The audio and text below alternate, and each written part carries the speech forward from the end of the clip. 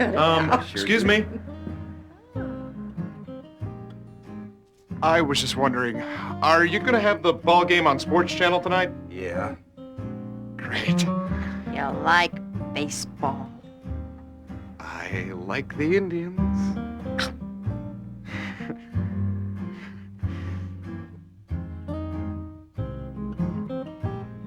Sports Channel, bringing you the teams that bring us together. Backhanded by Vizquel, throws to second one. Baerga's relay, double play! Sports Radio WKNR. Albert Belle, the first man in baseball history. It's been a great year. WKNR says, thanks, Tribe. You've done Cleveland proud. It was a tough series, but losing doesn't mean you're out with us. You're our team. We're your Indians radio station. Let's get ready to rumble! Wow! Touch of all time. Jose Mesa took it to the limit. Oh, good hustle by Carlos Baerga. Base hit. Eddie Murray has reached 3,000. Look at that play. Will you look at it? Do you believe these guys? Channel 43, the home of Cleveland Indians baseball.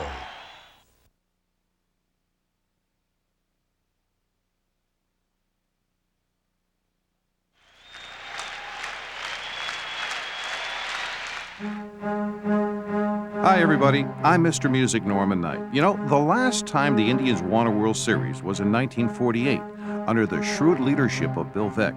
I know, I was there as a youngster. The last time they won a pennant, or their division for that matter, was in 1954 when they won an American League record 111 games. But mistakes by the lake became routine in the 41 years that followed. 4 decades of frustration for the Tribe and their loyal fans. A comedy of errors that had no one in Cleveland laughing.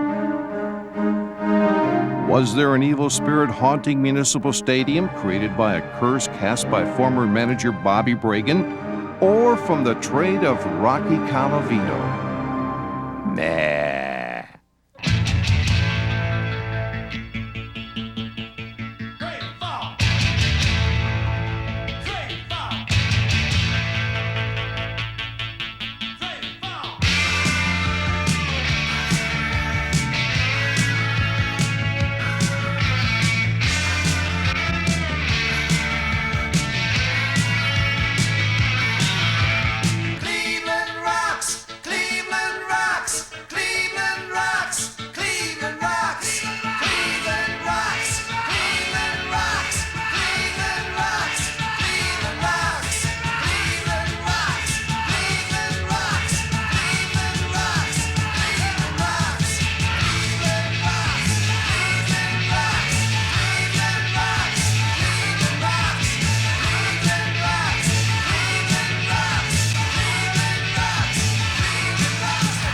Swung on line down the left field line.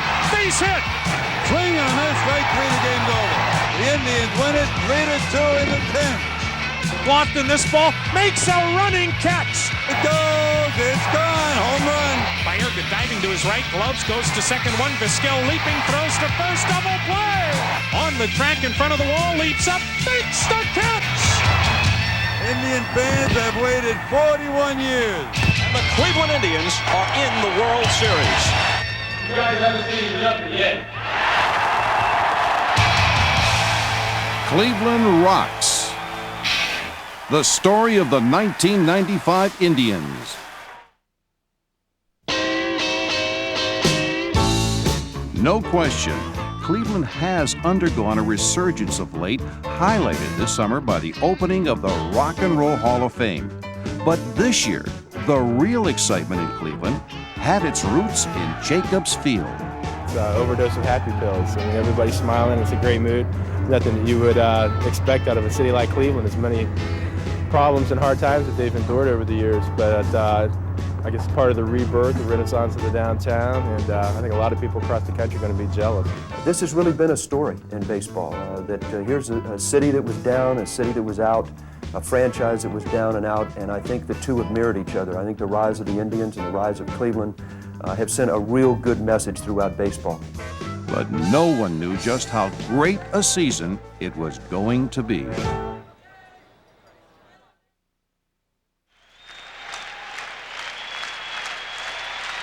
Hi, everybody. Spring training 1995 had ace pitcher Dennis Martinez back in the fold. There's the Indians.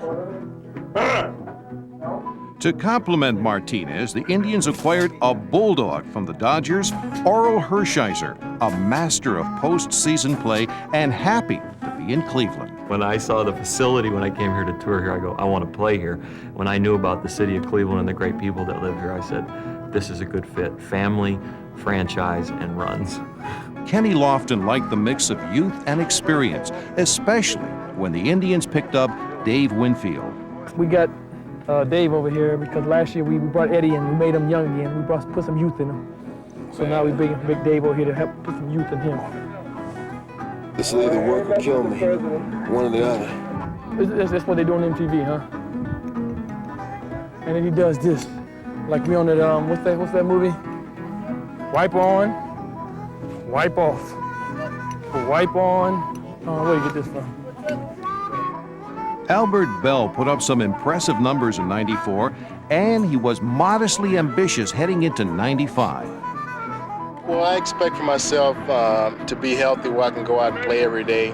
And I know if I'm out there every day, I got a chance to hit 30 homers, driving 100 RBIs. I believe that we have the tool, we have the talent, we have the team that to win this year. And I think we're looking forward and we're going to do it.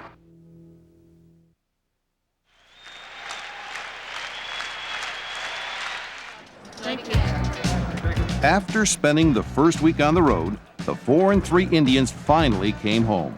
May 5th, Jacobs Field was sold out some 41,000 strong.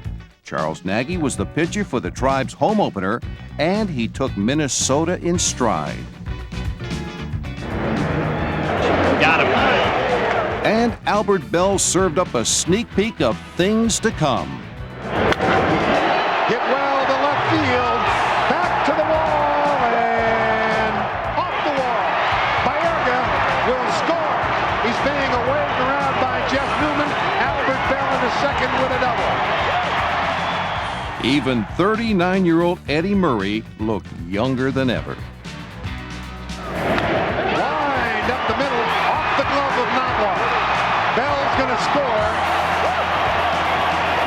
And they carry that 5-1 lead into the ninth, where Jose Mesa, heir apparent to the closer role, got his first save of the year. Up the middle, Omar to Baerga, on to first, double play number 5, and win number 1 at Jacobs Field.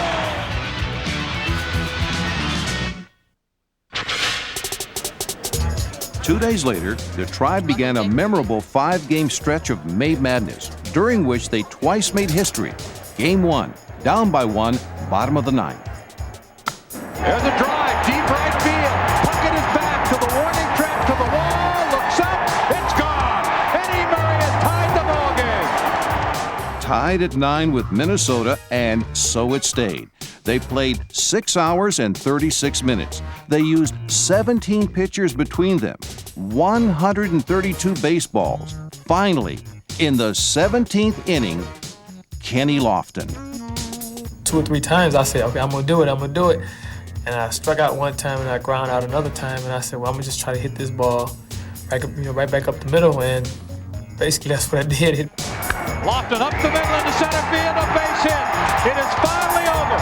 The longest game in Indians history. The Indians win it in the bottom of the 17th, 10-9.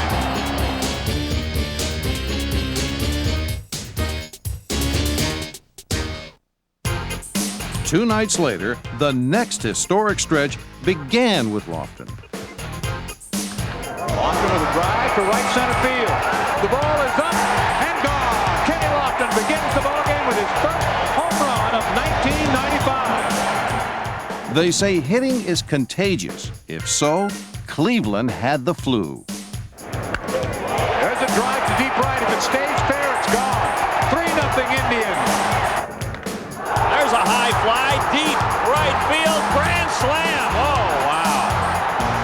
8 runs before making an out to tie a major league record. But the Tribe was just starting to flex its muscle, and on May 10th, the Indians took over first and never looked back. It seemed like Cleveland just kept getting stronger, with another incredible streak in late May. There's a drive in the gap. That'll be extra bases. Fastball hit high, deep to left field.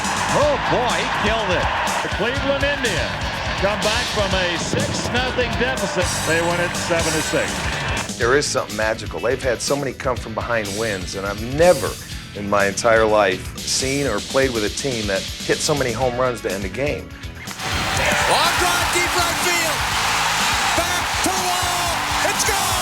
Home run, Sorrento. The Indians win. Unbelievable.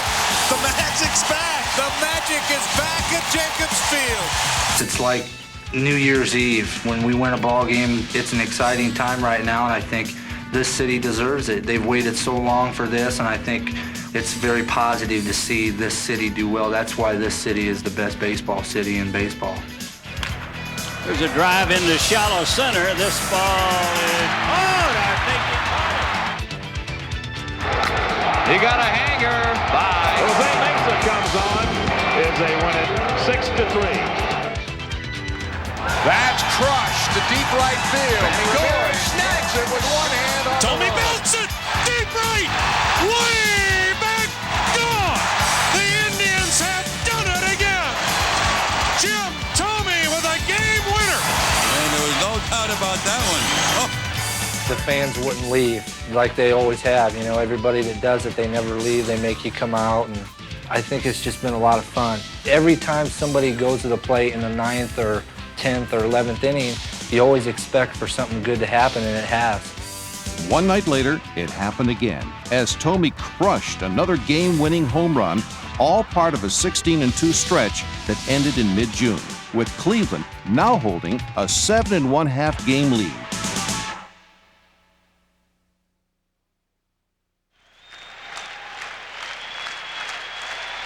Welcome back to the All Sports Muckers Kenny's Kids press conference. It's time for questions from the audience, so Kenny, take it away. We have a question over here. What is it like playing in the major leagues?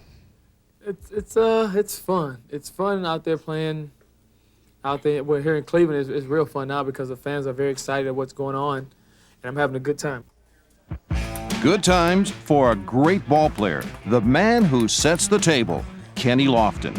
Simply put, there isn't a better leadoff hitter in baseball today. They want me to be the catalyst, the guy who starts things, and that's what I try to do, is to try to get on base, win and whenever I can and however I can.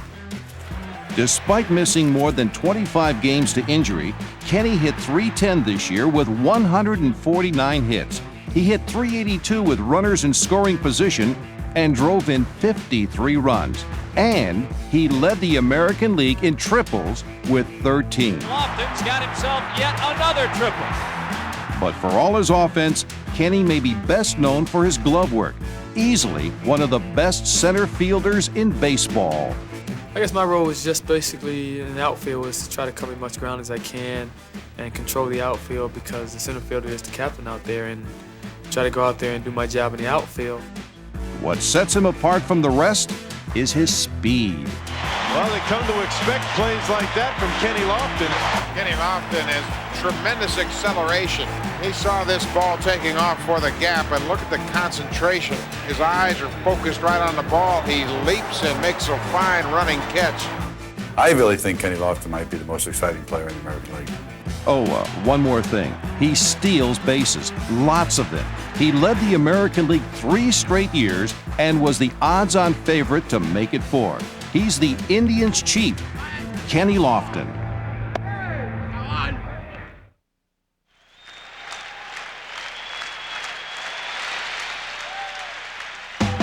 June 19th was another typical night in Cleveland. The Tribe and Boston were tied, and Manny Ramirez was leading off the 10th. But it was also typical because a full house of fans waited in anticipation. Somehow the baseball fans have come out. I mean, coming here in years past, we didn't have a whole lot of people in the stands here, but I don't know if it was the facilities that brought it out, but they expect certain things, I think, just from the way we played in the 2 years that we've been here, and we expect them. I don't miss a game. When I finish up and close out, I go find a place where I can stand and watch the rest of the game because you know they're going to come back. Bottom half of the 10th. Nobody out. 3-3 ball game.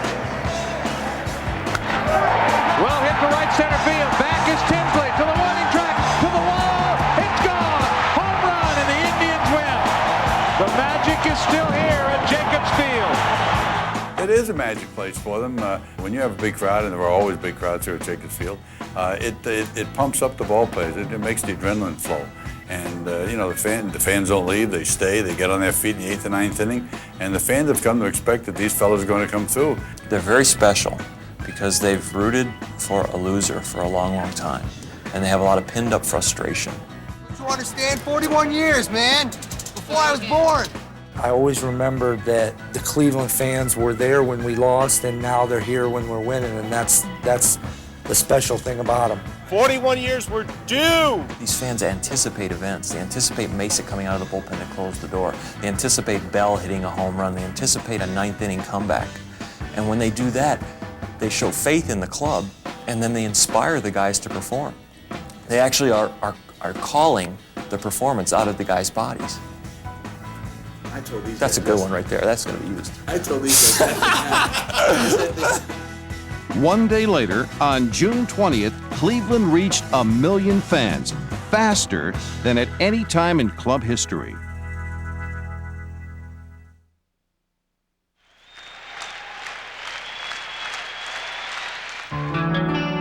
The leadership of Eddie Murray was a big part of Cleveland's year.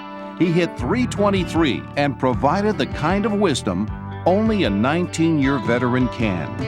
Eddie's the true professional. You know, it seems like whenever we need a big hit, whether a base hit, double, homer, Eddie stepped up and, you know, been that leader that, you know, we've had from him for the last 2 years. There's a drive, deep right field. Puckett is back to the warning track, to the wall, looks up, it's gone. Eddie Murray has tied the ball game. It's definitely been a big boost. Just, you know, I'll try to be like him, you know, just go out and play hard every day, and you know, whether we have aches or pains or not, just, you know, suck it up and continue to play. Well, actually, that's the way it's been. If I just be me, things happened. I found out, I think, my first year playing, second year. I mean, there were guys that were looking up to me as a 21, 22-year-old, and I don't understand this. But it just said it was about the way I went about playing, and, you know, just little things that you did. You didn't have to go around doing a whole lot of talking, even though I find myself trying to, let's say, verbalize it more to the guys, because everybody's got to be on the same page. And still another page in the record book beckoned for this future Hall of Famer as the countdown continued to career hit number 3,000. On June 30th in Minnesota, the magic moment arrived. Hit. Base hit. Eddie Murray has reached 3,000 on a no-out single here in the 6th inning, and here comes the entire ball club out of the dugout to congratulate Eddie Murray. As Eddie Murray becomes the 20th man in baseball history to join the exclusive 3,000 hit club. For me right now, and it's just a number. I hope to continue. I don't put a whole lot of emphasis on numbers, and I've never looked at 3,000 as a goal right there. So, you know, right now, once I'm done playing, I'm sure I'll sit back and go wow, probably. It's something that I think I'll cherish for the rest of my life, just because I was on deck and I had the best seat in the house. There's only been 21 guys in the history of Major League Baseball to have done it. It's absolutely amazing. Another veteran leader who time seemingly forgot, Dennis Martinez, just the kind of pitcher Cleveland was looking for. When we wanted to add free agents to our ball club, we went for ability. Obviously, a starting pitcher like Dennis Martinez, we felt would be a guy that was going to pull down a lot of innings for us, was going to give us a lot of innings. He was a #1 starter, a guy you could trust in big games. In his second year with Cleveland, Dennis posted an 8-0 record before the All-Star break. Not bad for a granddad. He has tremendous command of his pitches. He has tremendous location with his pitches. Still has an average fastball, which is better than a lot of people in the big leagues have. He's got a variety of pitches, and he understands hitters and how to get them out. Ground ball to second. Espinosa tags a runner, throws to first, and that's the ball game. And El Presidente has done it. And baseball's active win leader with 231 did it good enough to land in his 4th All-Star game.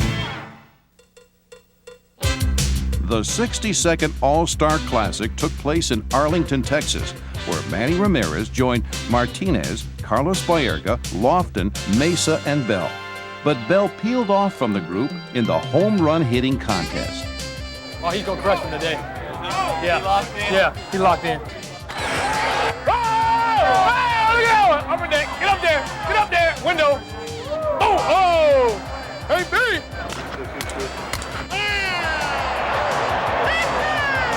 That's upper deck, way up there. Yeah, baby. Oh, he wanted to be selective, and boy, did he select this one. Another second decker for Albert Belle. Home run number 7. Hey, baby. Belle finished second in the deep drive derby, but in the game itself, this man excelled. Second baseman, Carlos Baerga. That's hit fair inside the line. And so Baerga gets his 3rd hit. He is 3 for 3. And you're talking about one of the toughest outs in the American League. 2 straight years of over 200 hits, 20 home runs, and 100 RBIs. You just don't see that anymore. The thing that drew me to him, other than his obvious physical talent, was that the way he absolutely enjoyed playing the game, and he didn't mind showing everybody enjoyed it. A 3-time All-Star, Carlos was the 3rd hardest man to strike out in '95. For the 4th straight season, he hit .310 or better, .379 with runners on base. Carlos does everything well, and that can be a problem. It's very easy to overlook a guy like Carlos because Carlos is so consistent. 3-2 pitch on the ground, and Napier got a piece of it, but not enough. Lofton will score easily from second, and Baerga has his 2nd single and his 2nd RBI. There's so many things that he does that when he does them, you just think, yeah, I can't believe he did that. He's a tremendous talent, swings the bat very, very well. He's a smart player, and he's a winner. Well, I give credit to to my teammates, because when you have a team like this, everybody can hit. It's contagious, and everybody, go in there, get a base hit. You want to get a base hit too, and that's why the team is so special. You have 9 good hitters in this team. And it's no surprise that Carlos was happiest about the team's success of the first-placed Indians.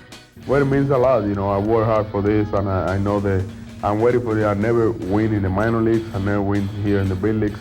And this is going to be my first chance, and I hope that we can get there, where we want to be in the World Series.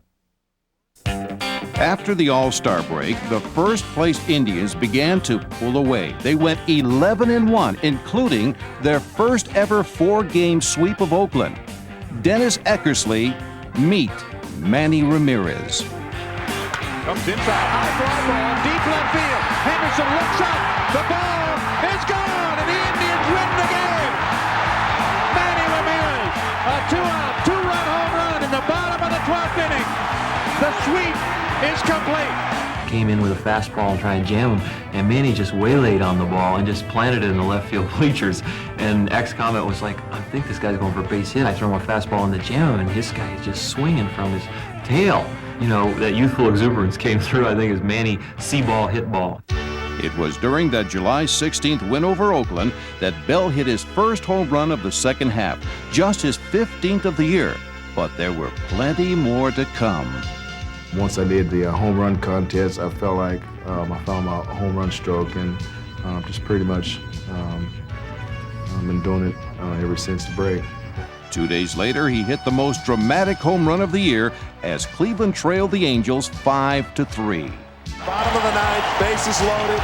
One man out. Nobody's left the ballpark. Everybody's still here. The all-time save leader against the Indians cleanup battle. This is baseball at its finest. In that situation there, You know, I had a pretty good idea. I mean, Lee Smith just going to go right after you. You know, he threw a couple balls, and I was looking for another fastball by him, and, you know, he got a slider right over the plate. I think it was a little bit higher than he wanted to, and just stayed back and hit it straight away center field.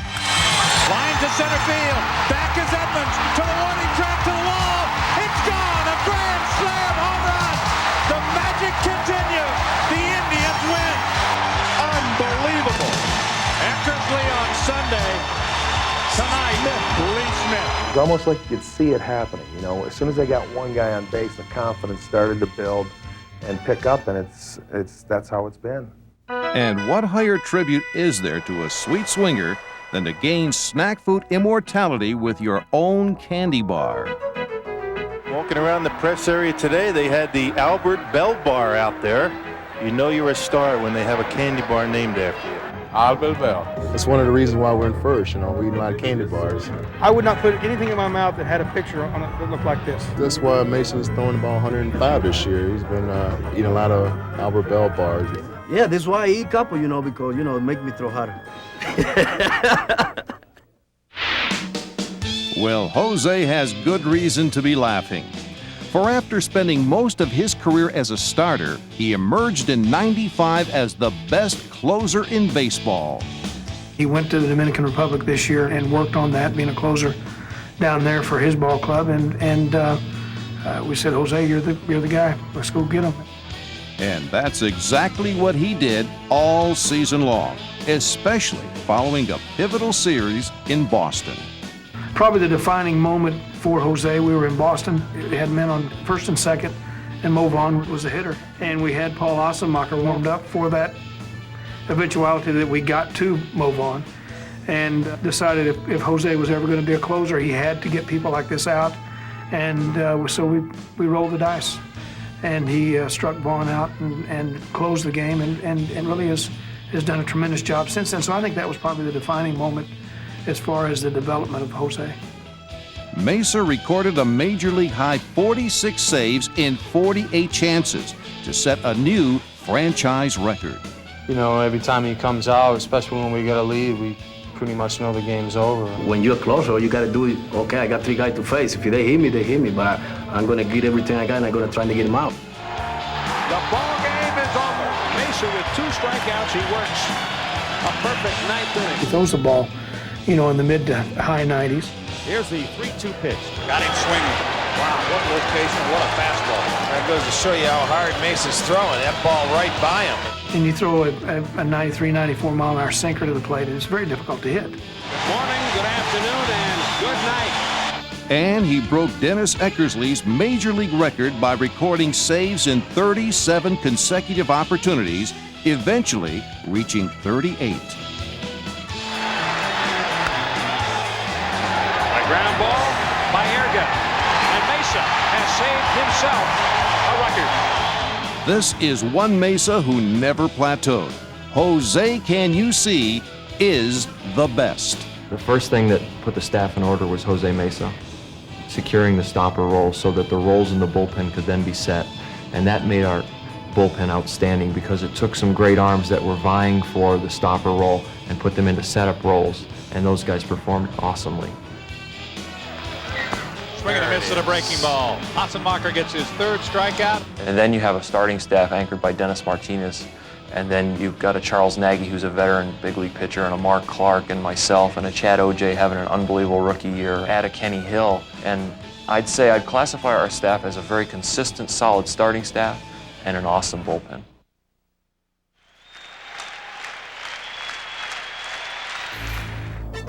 In a year where they'd go on to record 51 come-from-behind victories and win 28 in their last at-bat, it was clear that Cleveland may have been down, but they were never out. We don't just lay down.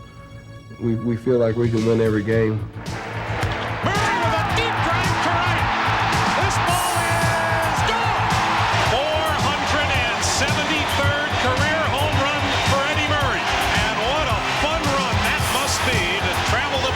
Knowing you have just won the ball game in the bottom of the 9th inning. Well, the explosion of this baseball team offensively is anytime, any moment. So We're never out of a baseball game. Here's a drive down the left field line. Well hit and out of here. All the streaks are extended. They're 9-0 in extra innings. They win for the 22nd time in their last at-bat, and it's the 7th time they've won on a sudden death home run. This one number 6 on the year for Alomar, and the beat goes on for the biggest story in baseball this year, the Cleveland Indians. They're never out of a game, and I think they feel that way. And as you know, as the season has gone on, they've come from behind, and it's really reinforced what they feel. So I think they're very loose in the 7th, 8th, and 9th inning. They walk up there, if they're 3 or 4 runs down, it doesn't bother them. Well, we never give up. You know, we always in there. You know, no matter if we are 4 runs down, we're gonna come back, and we've been doing it the whole year. Like Albert Belle on August 30th against the Blue Jays, 14th inning, tie game. 2-1 offering. A swing and a drive to deep left center. Way back. It is gone. Albert Belle has done it again. A 2-out game-winning home run here in the 14th. And he is being mobbed at home plate. There's a thought when he comes up to the plate, not only with the team, but in the crowd. They sense when Albert comes up, they ring that bell, and these people are going crazy in the stands. They're waiting for it. And it's almost to a point now where they're expecting it to happen. But really, could he do it again? The very next day, with the game this time tied in the 10th? Bell lines one to deep left. Goodbye to the home run porch. Albert Belle for the 2nd night in a row with a game-winning home run. This time a 2-run shot down the left field line.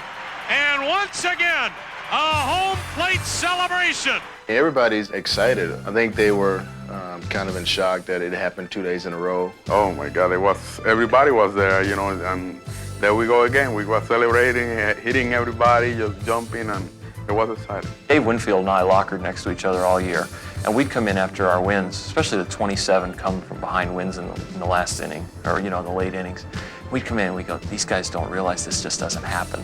You know, we're ruining young guys' careers this year because they're going to go the rest of their careers, play 10, 12 years, and maybe never play on a team this good. People talked all year about how good the Cleveland hitters were in '95. But what about the pitching staff? Our pitchers had the best ERA in the league, but people, didn't look at it. The pitchers are not jealous of any of the PR that the hitters have gotten because there's no way we'd ever want to upset them. We enjoy them scoring the runs. We enjoy them hitting the home runs out and us getting the W's. We'll quietly go home and read the morning paper and see W next to our name, and we don't need a headline. Just the W next to our name is fine. Charles Nagy had 16 W's for the Tribe in '95 to tie Orel for the team lead. And he finished with a flourish, 6-1 in his last 8 starts. He struck him out. Number 12 for Nagy today. He's racking them up now. 1 ball, 2 strikes to Jay Buhner, the pitch. Curve got it. You don't often see Jay Buhner look helpless at the plate, but that curveball had him twisting and bending out of control, and Nagy sets down the last 14 men in the ball game. We thought that the possibility was there for us to have a strong pitching staff, and that really has happened for us with our starting rotation. It took Hershiser a couple of starts to learn the hitters in the American League, but he did learn, and in the second half of the year, he was a solid 11-2. As I see a hitter's reaction to my particular pitches, I can start to dissect where I think holes are. So in not knowing the league and facing the hitters, it took me a while to get that kind of experience. Twice, Orel won 5 straight decisions, and the Indians went 19-7 in his 26 starts. Ground ball should end the game. Baerga to Toretto, and the Indians win it. A brilliant shutout victory for Orel Hershiser. In the shadow of the offense, the solid starting pitchers had to be a source of great pride for the Tribe.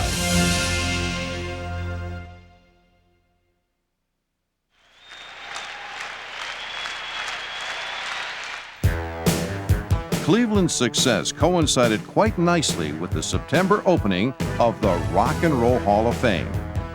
So both Paul Sorrento and Wayne Kirby agreed to take us on a little tour. What kind of music you listen to? R&B.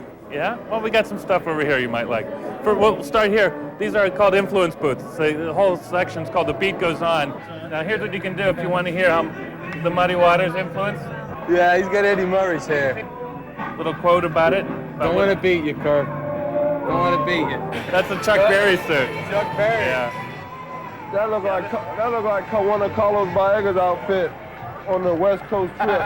And this is Peter Lavenger collected thousands of drumsticks from the concerts that he's been to, and this is just a selection of some of them. That's a fan? Yeah, a fan collected all those from concerts he went to. Got them signed by the people, by the drummer. Wow. That looks like the bat I've been swinging lately. That's how big it feels. At least you're swinging one. This is where we get all the free T-shirts and CDs and stuff. I like them. They like me. This is where we work them right here. Just take what you want. Okay, that's pretty neat. All right, so we're just supposed to put this on this Albert Belle credit card that we have up front? Yeah, right, exactly. Great. Thanks, guys.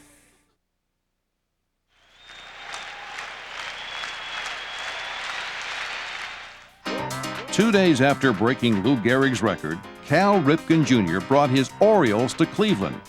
There he witnessed another memorable moment for which Cleveland fans had been waiting for 41 years. The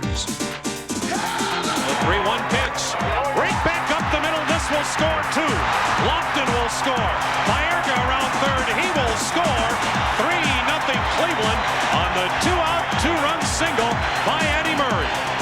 More than enough for the Indians, who wrapped up their first title since 1954, the earliest clinch in Cleveland history. In the air, Tommy at third, and the season of dreams has become a reality. Cleveland, you will have an October to remember.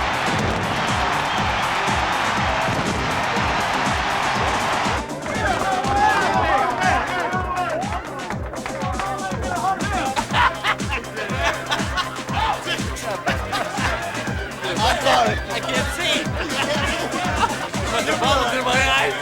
This is how we do it. And on Friday night. And we do it so happy.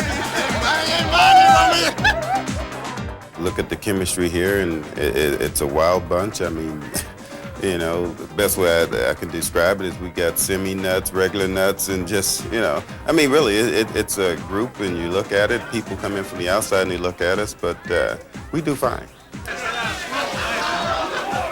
Besides having a great ball team, I think we have a great friendship.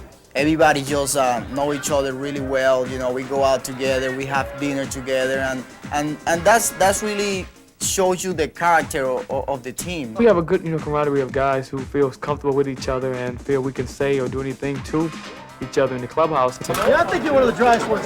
Yeah, I am, because I'm pretty quick. I've been dodging these guys. There's a little man right here trying to put ice on me, but I'll be all right.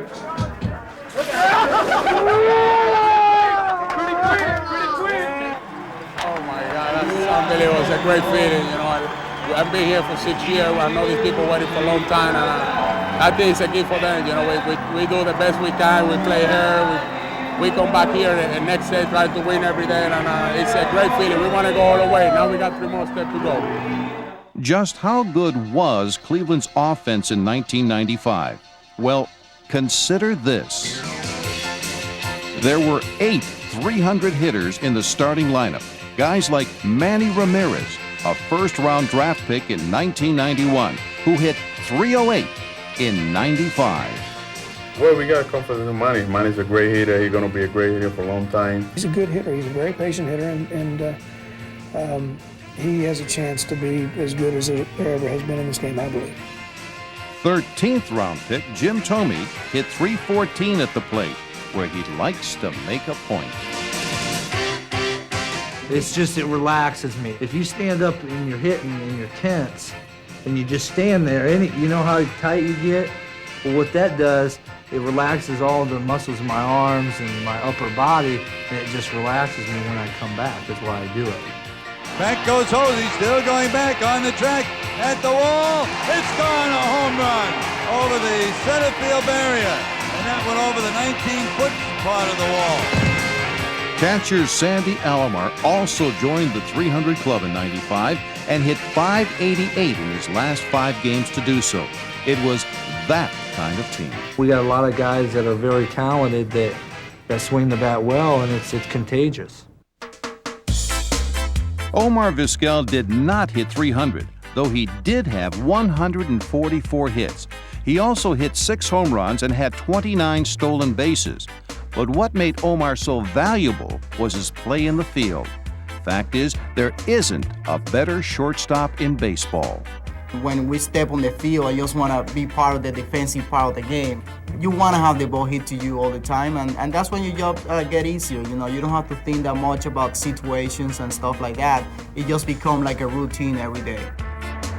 Bouncing ball up the middle. Omar Vizquel. He gloves. He spins 360 and got it.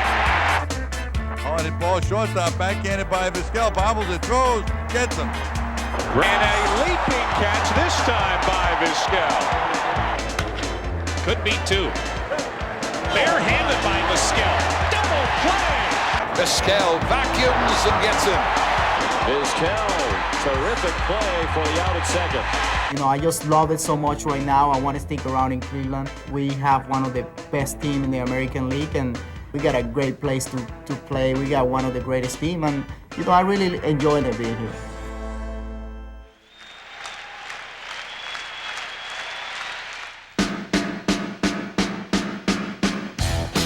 Meanwhile, Albert Belle was making a shambles of his modest preseason goals.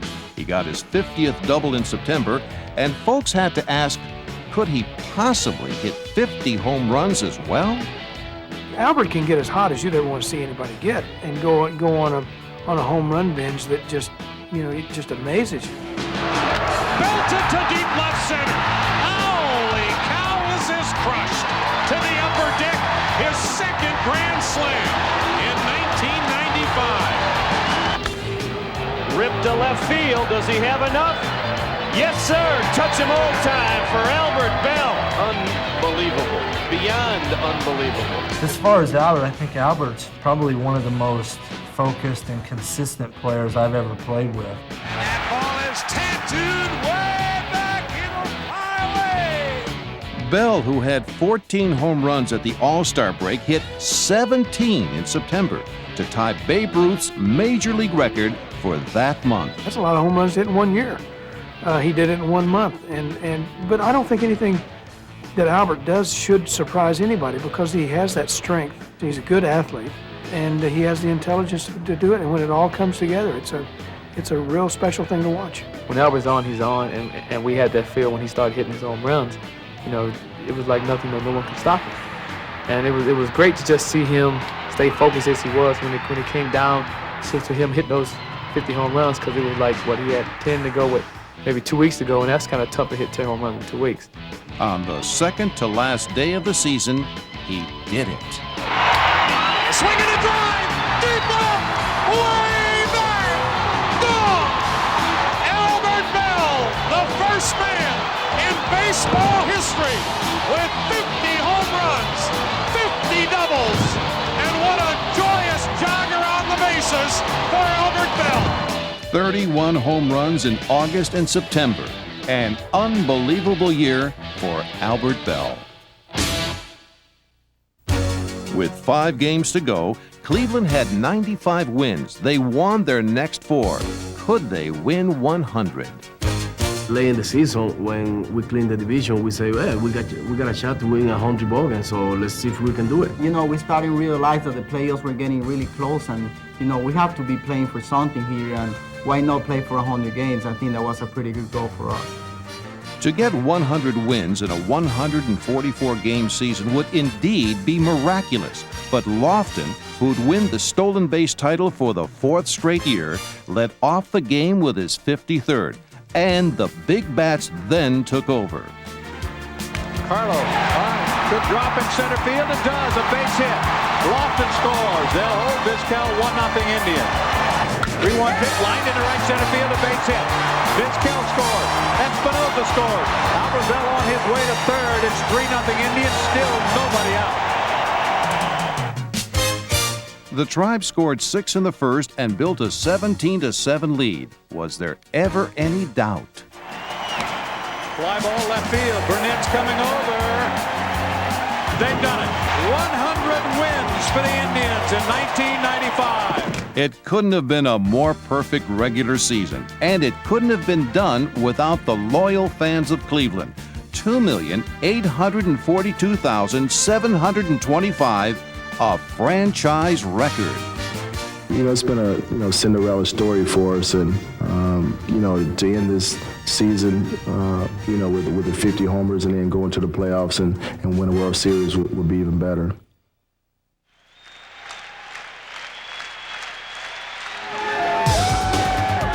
And so Jacobs Field played host to the first postseason game in Cleveland in more than 4 decades. A best-of-5 division series against the Boston Red Sox, who took a 4-3 lead in the 11th inning.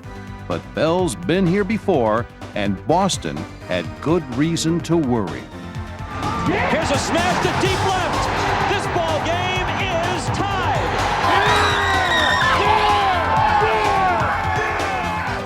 Then in the 13th, former Red Sox Tony Pena capped the comeback.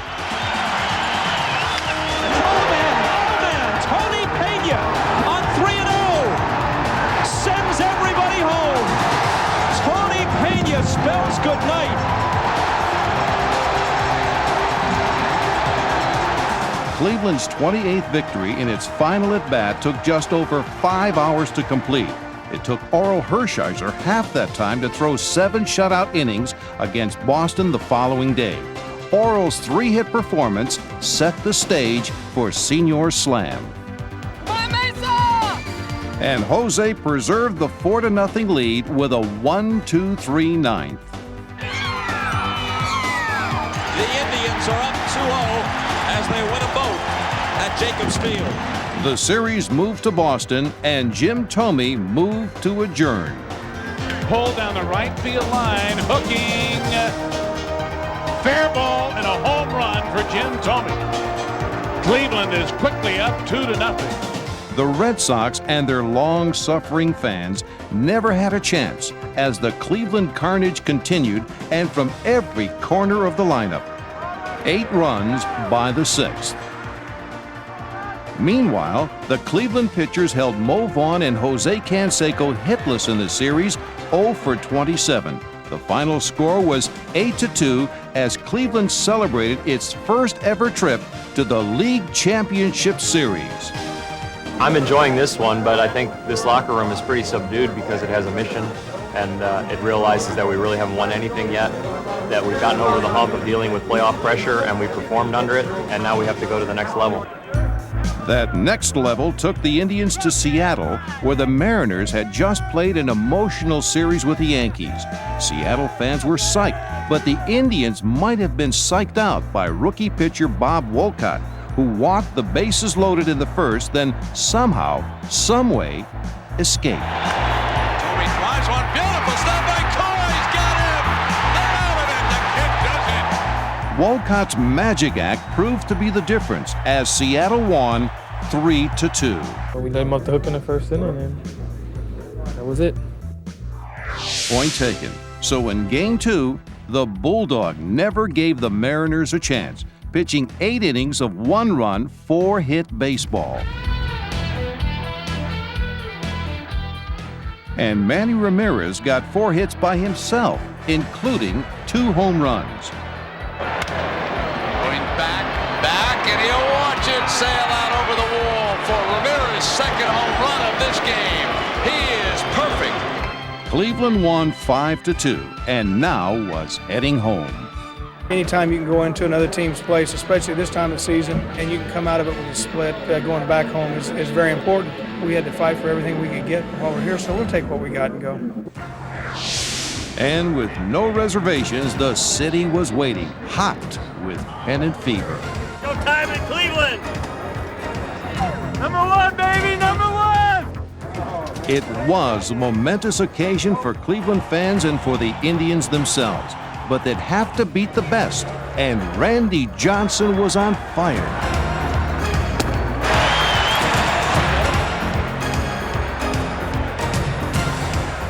Fortunately for the Tribe, Charles Nagy was matching Johnson pitch for pitch, and trailing by 1 in the bottom of the 8th, Lofton faced Johnson with a runner on second. And this one is slashed to the hole for a base hit. Kirby around third. Coleman charging. There'll be no play at the plate. The game is tied. So it remained until the 11th when a 3-run homer by Jay Buhner gave Seattle a 5-2 triumph. Down 2-1, Cleveland called on the Wild Thing, Rick Vaughn, from the movie Major League. Cleveland was inspired and went on the attack in the first inning. And he hits a high drive deep right center. Away back. It is gone. 3-0 Tribe on the Murray Blast. With Albert Belle stuck on the bench with a sprained ankle, both Murray and Jim Thome came up big for the Tribe. He delivers. There's a high drive, deep left field. Back it goes. It is gone, a home run. Jim Thome, an opposite field home run. The Indians lead it 6-0. But then, near disaster, as Slider, the Cleveland mascot, slipped and fell. He was up on top of the wall out there doing his dance between innings and then fell. Slider's scary slip could have sapped the spirit from the fans, but fortunately, they had Ken Hill, who pitched 7 innings of shutout baseball.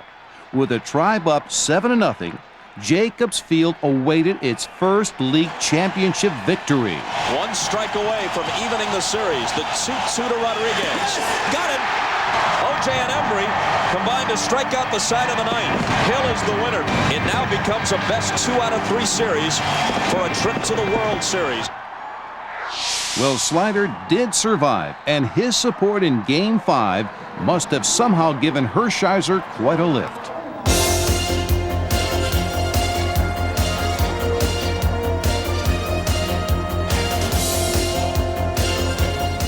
Now the 1-2. Got him.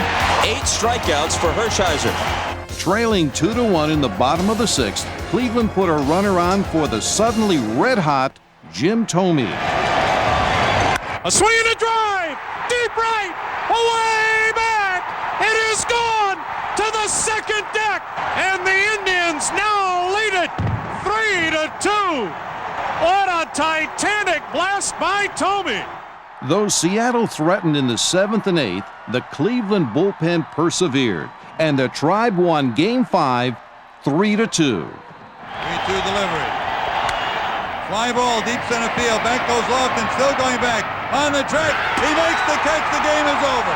And the Indians are 1 victory away from the pennant in the American League. Back to Seattle for the critical Game 6. Cleveland turned to El Presidente for a line score item veto of the Mariners' big bats.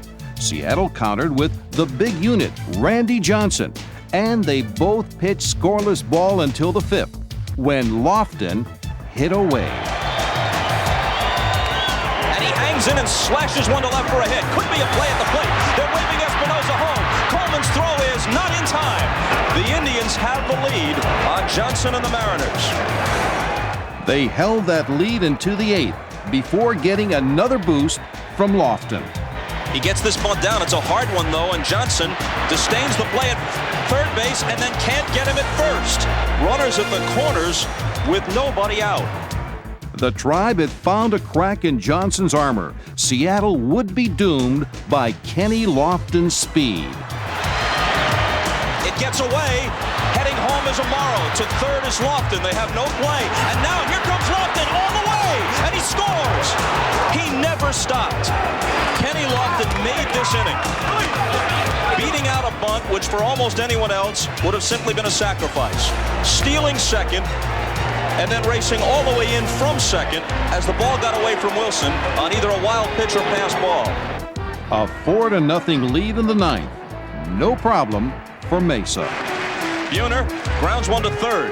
A long throw is in time. And the Cleveland Indians, after a 41-year wait, are in the World Series.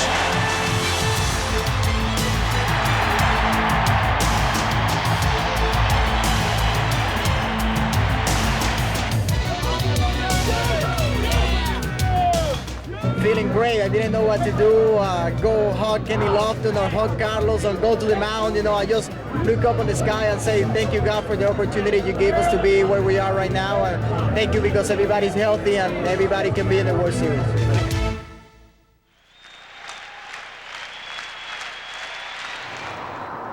Finally, it was time for the 91st Fall Classic, Cleveland and the Atlanta Braves. Programs, World Series programs. Get them while I got them. Cleveland fans showed their support in Atlanta, and Oro pitched a solid first game. But Greg Maddux crafted a masterful two-hitter as Atlanta took Game 1, 3-2.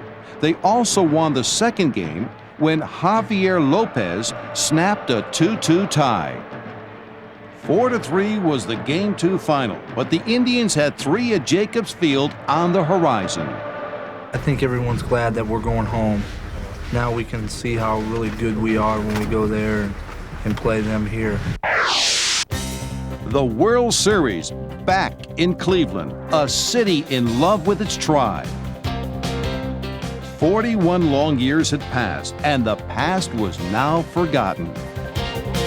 Oh, it's unbelievable. I never thought this would ever happen in my lifetime. It's nice to be here. In fact, my dad had tickets to the Game 5 of the 54 series and didn't get to go, so this is really special to be here with him tonight. We're at home. We're at Jacobs Field. This is where the magic is, and it's going to happen right here.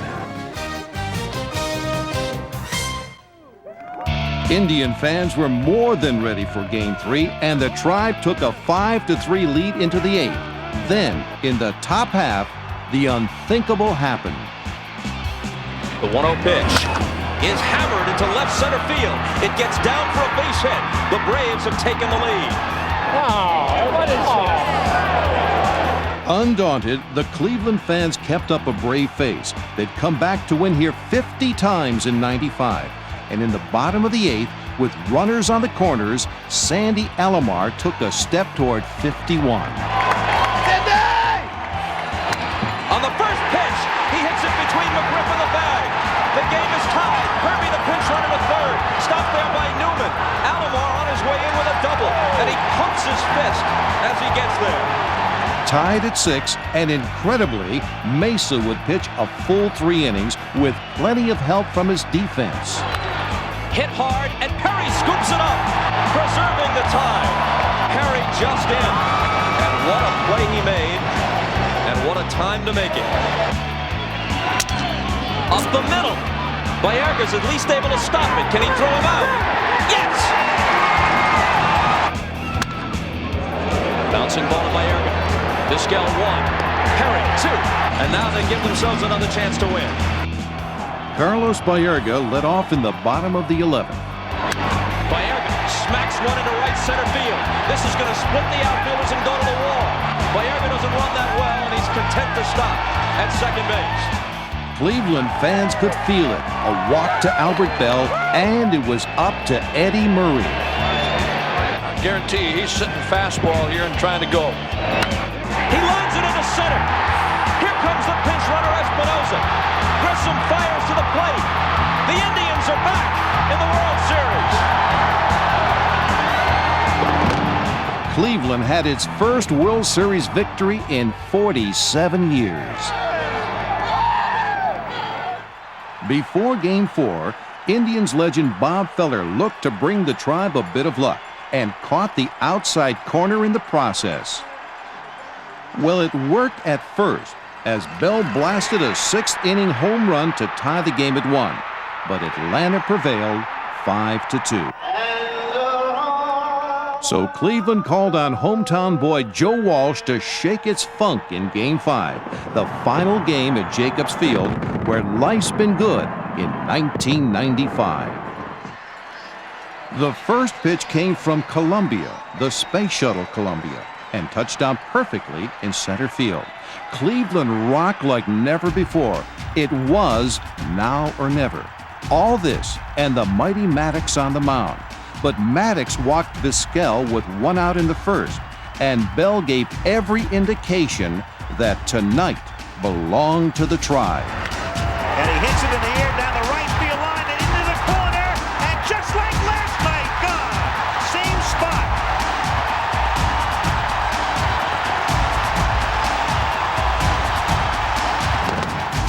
Belle's home run lit a fire under Cleveland. Maddox was no longer invincible. And with the next batter, that fire went to 4 alarms. Hello. Good. And Frank Pulley steps in between. And now both dugouts will empty. Our back was against the wall, and a lot of people think about a person with their back against the wall kind of being pinned and scared. And maybe at times we were, but once the home run goes out and once Eddie gets knocked down, I think, yeah, now I started thinking about a prize fighter that just kind of got knocked down and kind of got woken up like, hey, I'm in for a brawl here and I'm ready to fight. Hershiser and Maddox are very calm in that whole thing. 2 choir boys in the middle of a riot. I just asked him, hey, were you throwing at him on purpose? And Greg said, no, I was trying to jam him. And I said, well, you're better than that. Kind of in a connotation meaning, you know, if you're going to come into somebody, it doesn't have to be at their head. And I know he probably wasn't trying to hit Eddie and hurt him, but he definitely was trying to knock him down. This guy, he can throw a ball in a teacup. So the ball, you know, the teacup was a little higher than I would appreciate being thrown at my player. But Atlanta flexed some muscle of its own and tied the game at 2 apiece. Then, in the 6th, the Indians put runners on the corners and with 2 out, turned their hopes over to Thome. And it's lined back through the middle to give the Indians the lead. Belle goes to third, 3-2. Next, Ramirez. That one's hit into right field to make it 4-2 by Ramirez.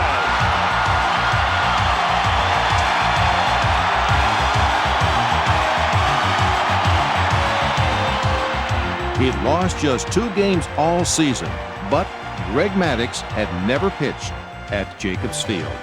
Ahead now 4-2, it was up to Orel to maintain the lead. Hershiser had been saved by a double play ball in the 5th. Now in the 8th, with a runner on first and nobody out, he latched onto another. And that's a liner caught by Hershiser, throws the first. They got him for the double play. What a play! Well, there's a lot more emotion going on in my body than I show, and I'm trying to keep it all pinned up and use it in the right way, but I knew I only had 1 hitter left after that play with Mesa coming out, and I knew it was Bologna coming up, and it was like, I was just yelling, take that, take that. The crowd rose to their feet after the double play, and right then, all of that sound energized me completely. I felt like it was the first inning again. I had that much freshness back in my body, the exuberance. And then to strike him out and hear the crowd absolutely go nuts and Sandy have his fist go across his body, it was a fantastic feeling. Fantastic also described Orel's 8-inning, 5-hit performance. And now, in the bottom of the 8th, Thome looked to get some insurance. In that situation with us being up 4-2, I had nothing to lose, so I was trying to hit the ball out of the park is what I'm saying. To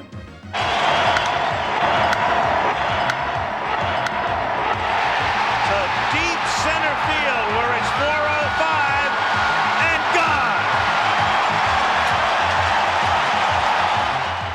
When I got in the dugout, then I thought, man, you know, I just hit a home run in the World Series and I hit a bomb. To do something that helps your team win is just a special, special feeling. Very special, as Ryan Klesko blasted a 2-run homer with 2 out in the 9th.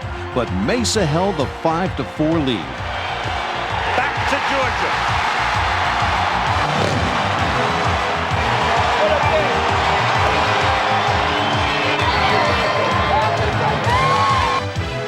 For Thome, the Tribe, and Cleveland fans everywhere, it was a moment to be cherished. For when the series did move back to Georgia, Tom Glavine was waiting with a 1-hit masterpiece, a 1-0 victory. Dave Justice accounting for the game's only run.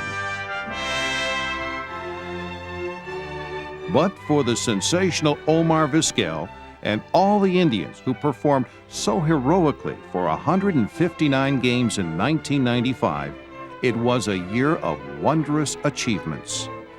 This has been one of the most exciting seasons for any team in baseball. I think it's gonna be hard just to tell, you know, somebody like in 2010, you know, the kind of lineup that we have in 1995. These guys are able to do really weird stuff, and You know, just coming back from behind, like I don't know how many games we did, 20-some games or something like that, winning the game in the last at-bat. It has been just an unbelievable season for me or for my teammates. I don't think anybody on this team can forget what kind of talent and what kind of team we have this 1995 season. And when the Indians returned to Cleveland, proud owners of their first pennant in 41 years, they were greeted at the airport by an outpouring of love, followed by a traditional parade and a fantastic rally, all from fans who wanted them to know just what a special year it really was.